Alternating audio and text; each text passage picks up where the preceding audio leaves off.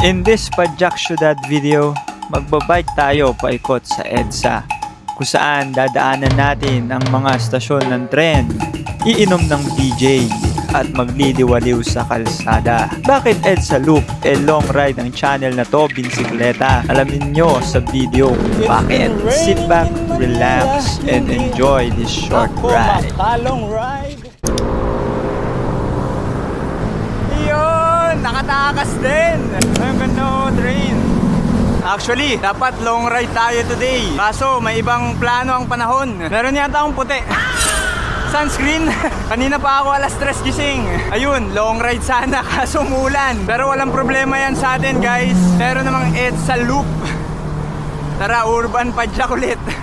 Let's go. Dapat hindi na nag-a-advertise ng ganyan. Mga sugal.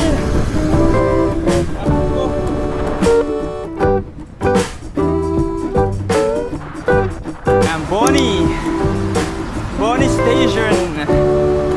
Huwag magsiksikan sa tunnel. Madalas madaling araw ko tinitira tong kamay nilaan eh. Kaya ngayon ko lang nababasa yung mga signages.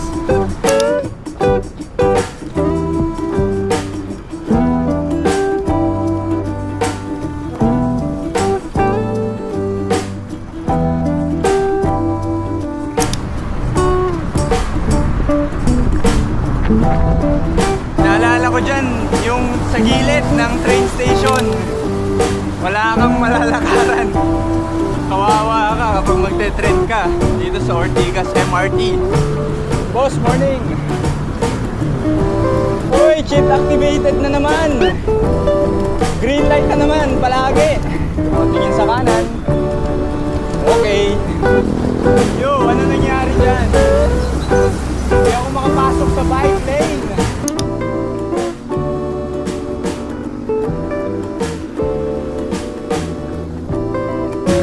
Santolan.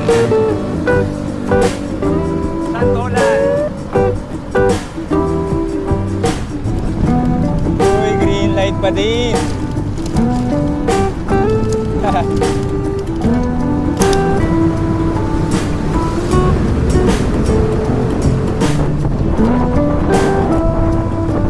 Dito na tayo sa Cubao.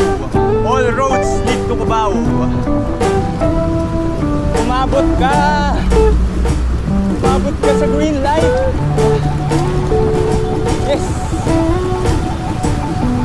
Ayan o, mga bus papuntang probinsya.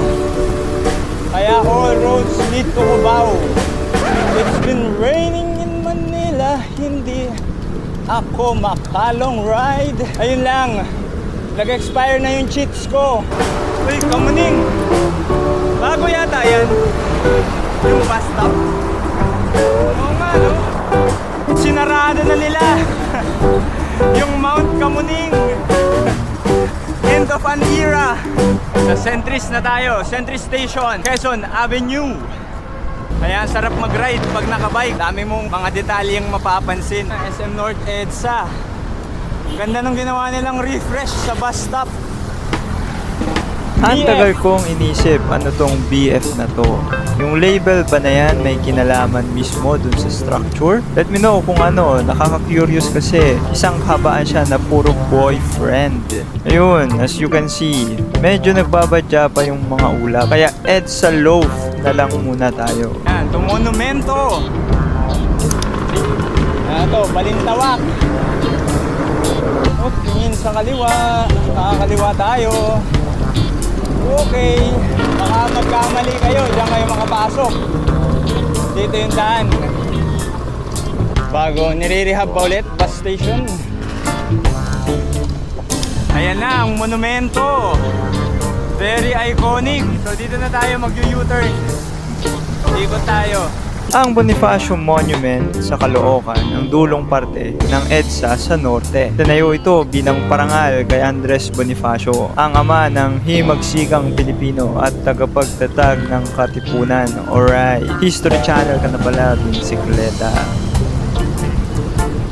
Monumento na agad, 17 kilometers. Short ride nga lang, Diyos ko, babalik na tayo. Punta naman tayo pa Pasay. Lupit na, no? Yung motor niya nasa likod.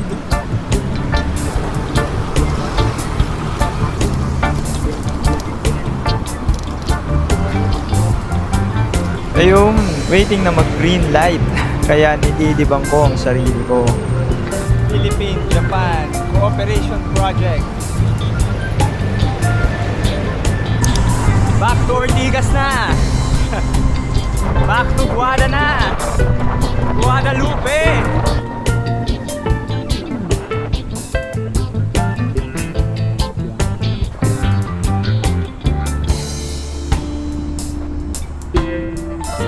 Ito pala yun. Yung bagong lakaran dito sa Makati. Okay, MRT Buendia. Yan na. Ayala Station na tayo. Pwede ka na bisikletang umuwi. Makati na.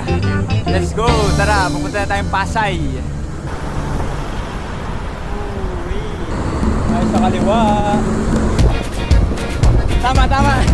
Natakot ako. Akala ko dun tayo sa mali.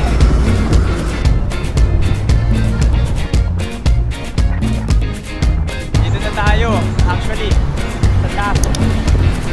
Ayan, Kabayan Hotel.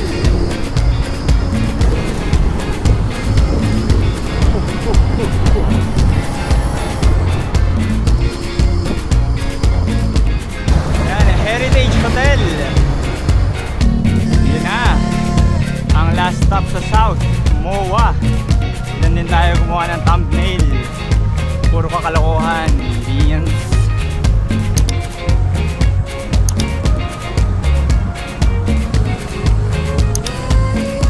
Andito tayo ngayon Yan, sa iconic ang MOA MOA Globe. Globe. Isa sa pinakasikat na landmark sa Metro Manila. At ito rin ang southernmost part ng EDSA kung maglulup kayo kagaya ko. Nakaka 42 kilometers na tayo. Para ka nang nag-marathon kapag tinakbo mo. Kakaalala ko, kahapon yata yun. Yung EDSA Marathon. Whoop! Pero hindi pa dito nagtatapos. May konti pa tayong bubunuin. Ayun na nga, ang green light. Kailangan na magmadali. Na ang top. Uy! Mag-ingat at umiwas sa magnanakaw. Paskil niya sa gobyerno. Yun! Mukhang aayusin na rin nila yung lakaran. Na, back to Ayala. Barangay Forbes Park. Ayan, malapit na nating maisarado yung loop. Pabalik na tayong Guadalupe. Ano, short ride lang talaga. Pagkalawang. Let's go.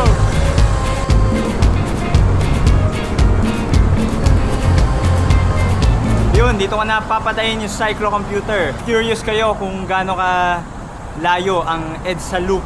Ito ay 48.5 kilometers. So yun lang muna for today, Kating-kating na ako mag long ride. Sana mapagbigyan next time.